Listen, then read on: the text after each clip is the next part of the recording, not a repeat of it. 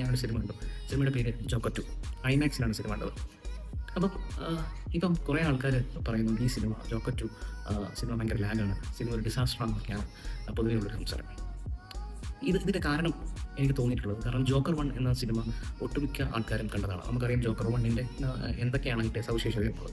അതായത് ജോക്കർ എന്ന് പറഞ്ഞൊരു ക്യാരക്ടർ ഈ സിനിമയിലേക്ക് വരികയും അദ്ദേഹത്തിൻ്റെ ഒരു പ്രകടനം, അതായത് ആക്ഷൻ സീക്വൻസ് ഒക്കെ നിലനിൽക്കുന്ന ഒരു പ്രകടനം ആയതുകൊണ്ട് തന്നെ ഒരുപാട് ഫാൻ ബേസ് ജോക്കർ എന്ന ക്യാരക്ടറും ആ സിനിമ അങ്ങനെ വളരെ ഹിറ്റായി പ്രദർശിപ്പിക്കുകയും ചെയ്തു. അപ്പം അതിൻ്റെ സീക്വലായിട്ട് വരുന്ന സിനിമയാണ് ജോക്കർ 2. ജോക്കർ ഫസ്റ്റിൽ ഇദ്ദേഹം ചെയ്ത ക്രൈംസ് ഉണ്ടല്ലോ, ഇദ്ദേഹം ചെയ്ത ക്രൈംസിൻ്റെ ട്രയലാണ് സിനിമയുടെ ഇതിവൃത്തം.